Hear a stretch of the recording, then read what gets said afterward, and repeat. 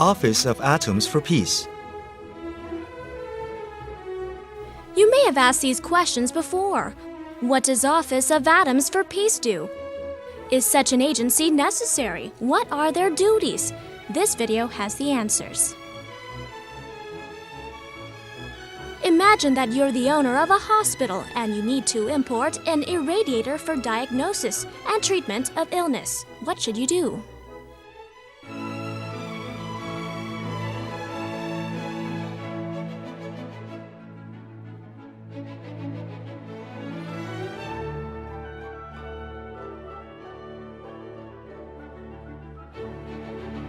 First, you should study the Atomic Energy for Peace Act of 1961 and follow the regulations therein no matter how much radioactivity you plan to use.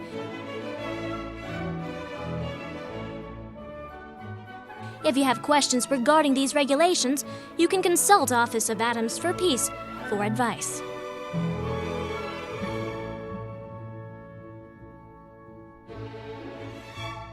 I want you to gather all problems and questions that we have, and next week we will visit the Office of Atoms for Peace for advice before preparing the necessary documents for a license application.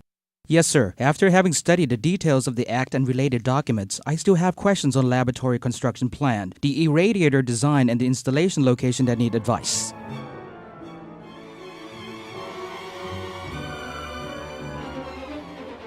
The equipment that we need an import license for is a cobalt-60 irradiator and the associating cobalt-60 radioactive material. This is the design of irradiation facility that we will be constructing. The irradiator will be located here.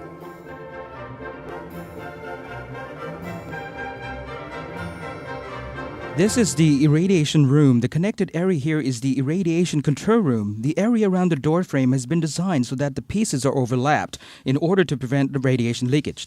The door of our irradiation room is part of an interlock system. The irradiator will function only when the door is closed and the control switch for the irradiator has been turned on. I want you to consider safety issues at every step. You must have a transportation plan, a radiation emergency plan, a waste management plan after the irradiator has been decommissioned, and importantly, the availability of safety equipments including radiation survey meters and personal dosimeters for personnel working at the facility.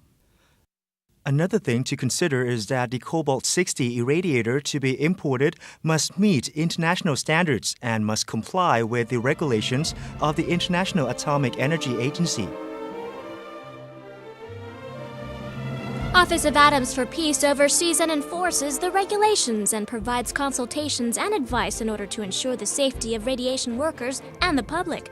It also serves as the licensing body for import of radiators and radioactive materials.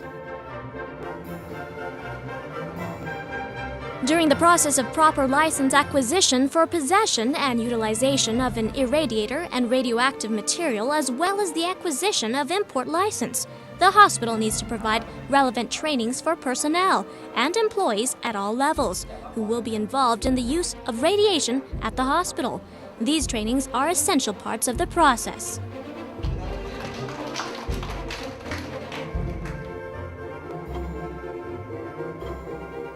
After the irradiation facility has been open for operation, it must be monitored for radiation level at least every 3 months. The monitoring must be conducted both inside and around the facility. The results must be recorded and kept for investigation by officers from the Office of Atoms for Peace. Radiation personnel and workers must wear personal radiation dosimeters for radiation safety evaluation by the Department of Medical Sciences. The evaluation results will be reported every month.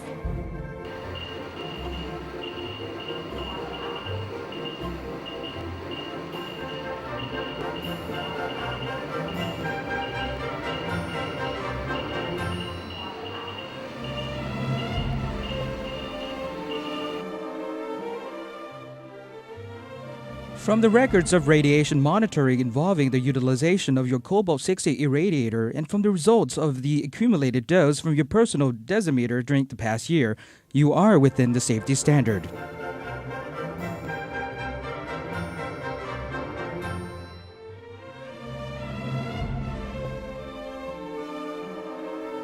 Besides safety monitoring inside the radiation facility, Office of Atoms for Peace must monitor radiation safety in the area around the hospital or other radiation operating units as stated in the action plan, which is one of its duties according to the Atomic Energy for Peace Act of 1961.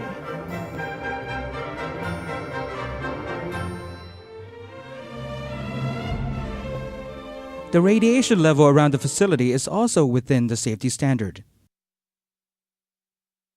Regarding the waste management, operating units that utilize radiation, whether from sealed or unsealed sources, must be inspected and advised by the Office of Atoms for Peace on the issue of radioactive waste management. The management of radioactive waste must comply with the means and measures stated in ministerial regulations and declared by the license holder on his license application.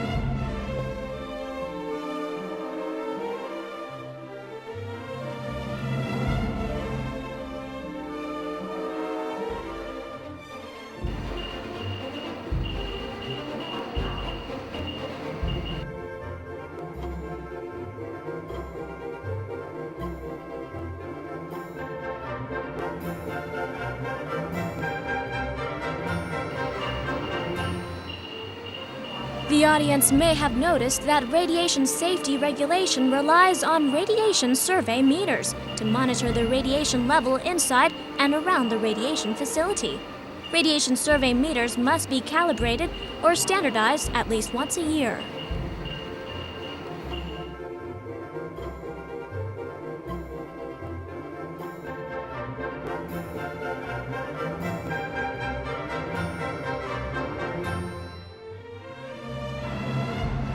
Radiation survey meters that are sent to the Office of Atoms for Peace for calibration will receive a certificate of calibration, and a sticker will be placed on each unit to show that it has passed the calibration test and can be used for radiation monitoring.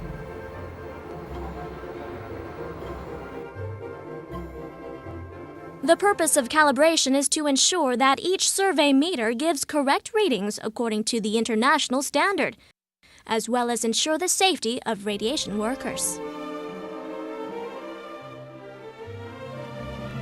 The major responsibility of Office of Atoms for Peace is its role in safety regulation of every aspect of radiation utilization, not only in medical applications, but also agricultural and industrial applications and research. Office of Atoms for Peace is also responsible for the safety regulation of nuclear operation facilities, such as research reactor. This is to ensure that these facilities meet the international safety standard. Office of Atoms for Peace will consider issues including the suitability of the facility's location, the design, the construction, the operation and system tests, the actual operation and the decommission of the facility when its operation is no longer needed.